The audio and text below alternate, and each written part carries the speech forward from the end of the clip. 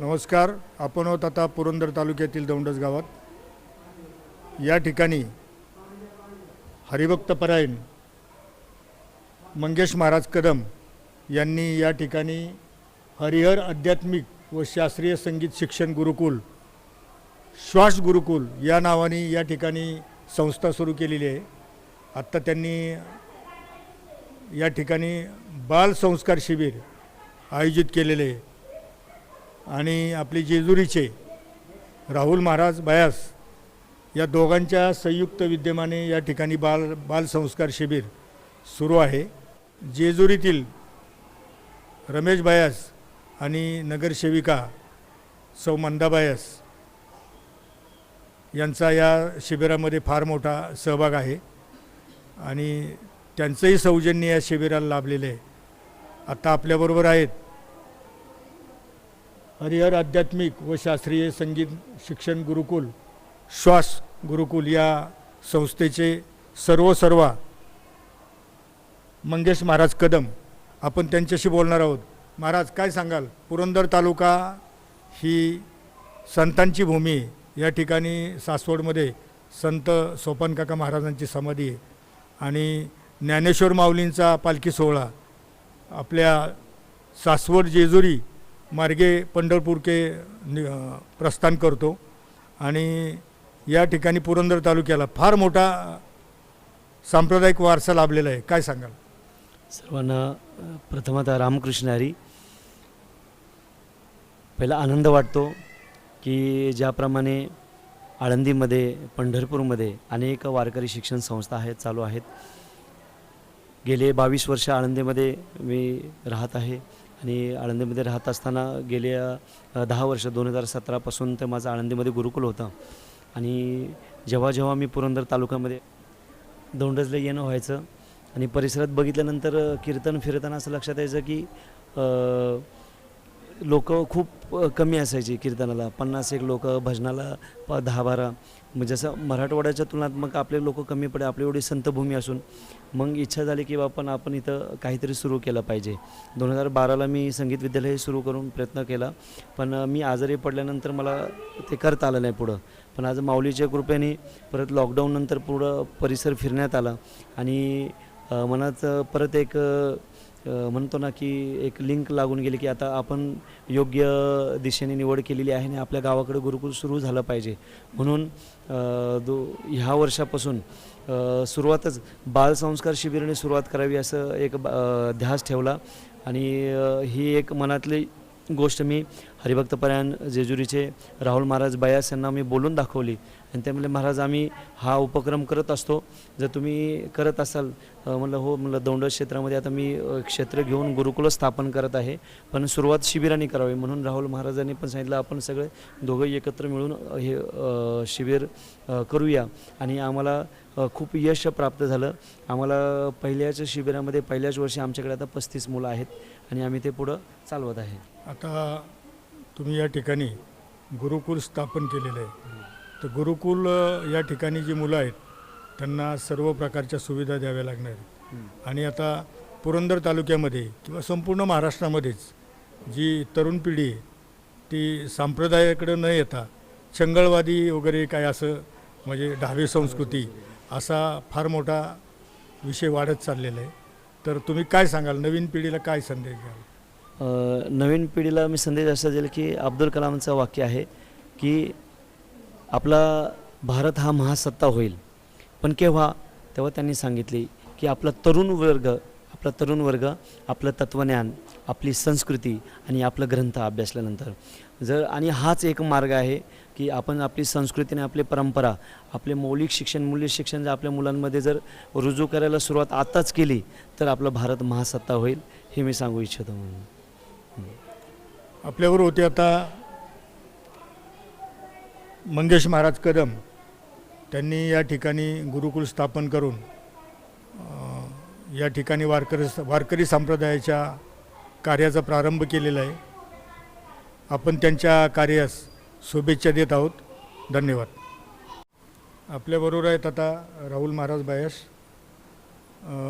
डिसेंबरमध्ये जेजुरी नगरपालिकेच्या निवडणुकीमध्ये त्यांच्या मातोश्री मंदाबायस या निवडणुकीमध्ये उभ्या होत्या आणि त्यांनी निवडणूक जिंकली. पण त्यावेळी त्यांनी जे आश्वासन दिलं होतं की आम्ही तालुक्यामध्ये दरवर्षीप्रमाणे यावर्षी बालसंस्कार शिबिर घेणार आहोत.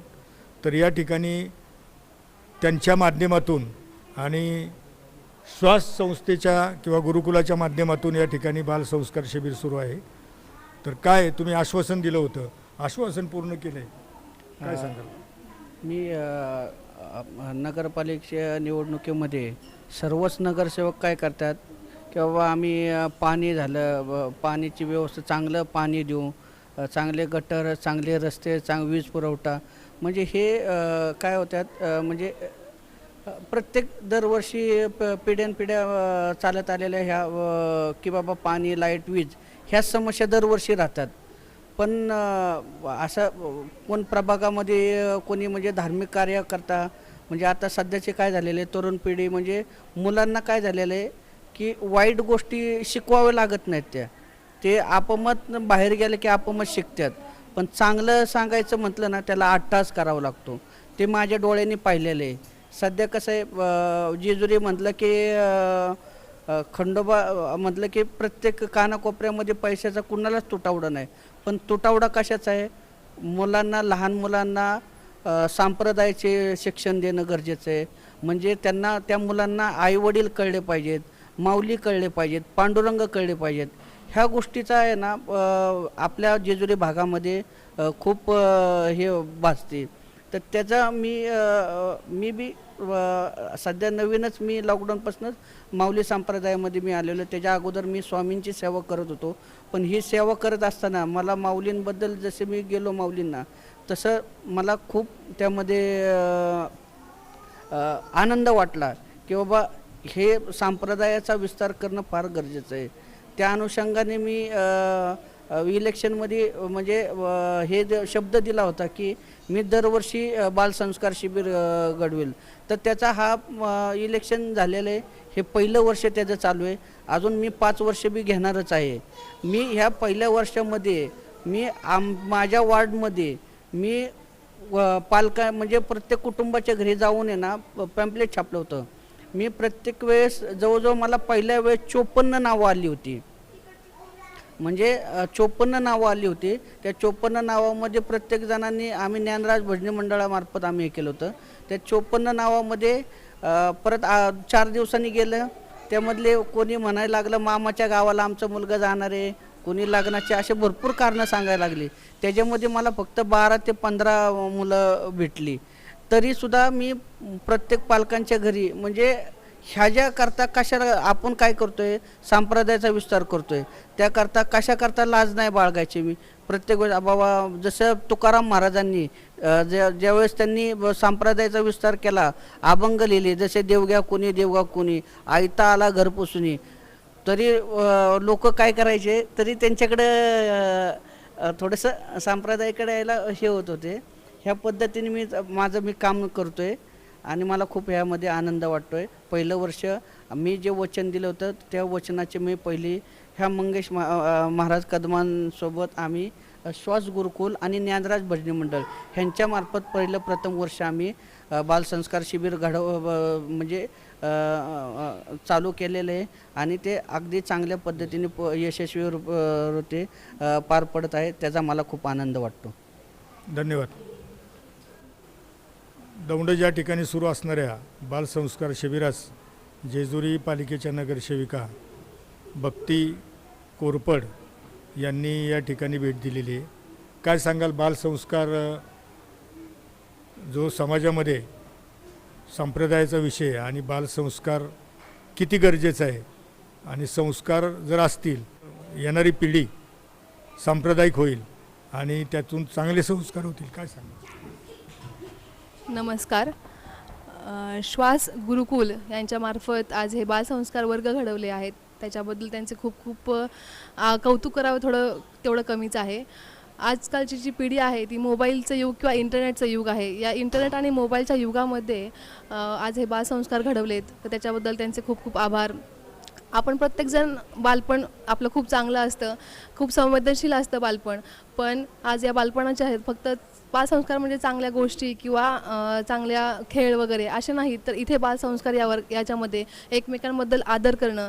कारण की आम्ही इथे आल्यानंतर बघितलं, ह्या मुलं फुगडी खेळल्यानंतर एकमेकांच्या पाया पडले, म्हणजे एकमेकांचा त्यांनी आदर केला. तसंच ह्या बालसंस्कारमध्ये आम्ही पाहिलं की एवढ्या लहान वयात मुलांना मृदुंग, टाळ ह्या गोष्टी वाजवायला शिकवल्या जातात.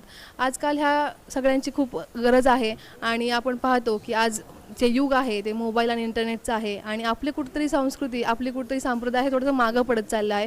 आणि आपल्या वारसाला आपण पुढे नेण्याचं काम हे जे आमच्या नगरसेविका आहेत मंदाताई बयास आणि रमेश काका बयास, तसं त्यांचे चिरंजीव आहेत राहुल दादा बयास, यांनी हे काम केलं. त्याच्याबद्दल त्यांचे खूप खूप आभार. आणि त्यांना जी साथ मिळाली आहे ते कदम महाराज, त्यांचाही खूप खूप धन्यवाद. आणि कारण की आज ह्याला खूप म्हणजे बाल संस्काराची किंवा गरज आहे आज आजच्या या पिढीला. त्याच्यामुळे सगळ्यांचे खूप खूप आभार की तुम्ही हे छान सुंदर असं काम करताय. रामकृष्ण हरी.